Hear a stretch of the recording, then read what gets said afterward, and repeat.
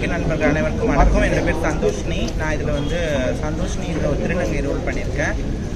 சரீரம் திரைப்படம் பார்த்தீங்கன்னா எங்கள் வந்து எங்களோட உணர்வுகளுக்காகவும் நாங்கள் இயற்கையாகவே திருநங்கைகளாக சில பேர் இருந்தது. அவங்க எங்களுக்காக நாங்கள் ஒரு சரீரத்தை மாற்றிக்கிறோம். ஆனால் இவங்க வந்து பார்த்தீங்கன்னா இந்த கதையில் காதலுக்காக தன்னோட உயிர் வாழணும் அப்படின்றதுக்காக இவங்க சரீரத்தை மாற்றிக்கிறாங்க. மக்கள் வந்து நீங்கள் இதை பார்க்கும்போது புரிஞ்சுக்கணும்.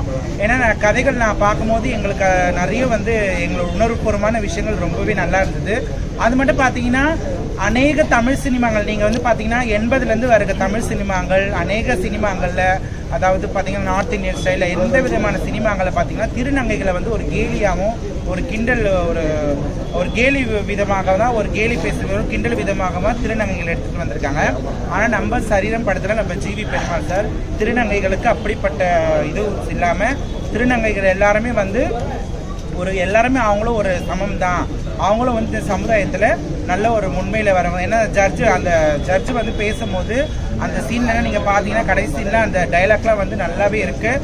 அதனால் மக்கள் வந்து இந்த படத்தை வந்து வருகிற செப்டம்பர் 26 வந்து ஓவரால் தமிழ்நாடு ஃபுல்லாகவே தேட்டரில் வந்து ரிலீஸ் ஆகுது. ஆனால் மக்கள் இதை நீங்கள் போய் பாருங்கள். நாங்கள் ஒரு 10 திருநங்கைகள் கிட்ட இதை நடிச்சிருக்கிறோம். அநேக படங்களில் பார்த்தீங்கன்னா திருநங்கை வேடத்துக்கும் ஆண்களுக்கு வந்து அந்த திருநங்கை வேடம் போட்டு நடிக்க வைப்பாங்க. ஆனால் ஜிவி பெருமாள் சார் வந்து எங்களுக்கு எல்லாருக்குமே அந்த வாய்ப்பு கொடுத்தாரு.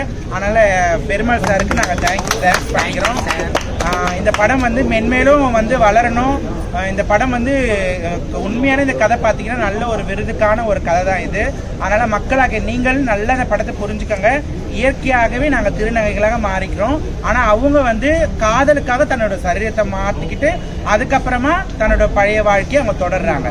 அந்த ஒரு ஆணித்தரமான விஷயத்தை மக்கள் நீங்கள் அந்த படத்தை பார்க்கும்போது புரிஞ்சுக்கணும். ரொம்ப சந்தோஷம். எங்களுக்கு ரொம்ப இந்த வாய்ப்பு கொடுத்த ஜிவி பெருமாள் சாருக்கும் மாஸ்டர்ஸ்க்கும் நன்றி. அதை மட்டும் இல்லாத ஷூட்டிங் ஸ்பாட்டில் வந்து எங்களுக்கு எந்த விதமான அந்த ஜெண்டர் பாகுபாலிட்டி அந்த இது இல்லாமல் எல்லாமே ஈக்குவலாகவே எல்லாமே நடத்துனாங்க. எல்லாமே எங்ககிட்ட எல்லாருமே நல்லா பேசுனாங்க. மாஸ்டராக இருக்கட்டும் எல்லாருமே நல்லா பேசுனாங்க. ரொம்பவே சந்தோஷமாக இருந்தது. சாங்லாம் நல்லா வந்திருக்கு. ஆனால் மக்கள் வருகிற செப்டம்பர் 26 தேட்டரில் போய் நீங்கள் இதை பாருங்கள். தேங்க்யூ.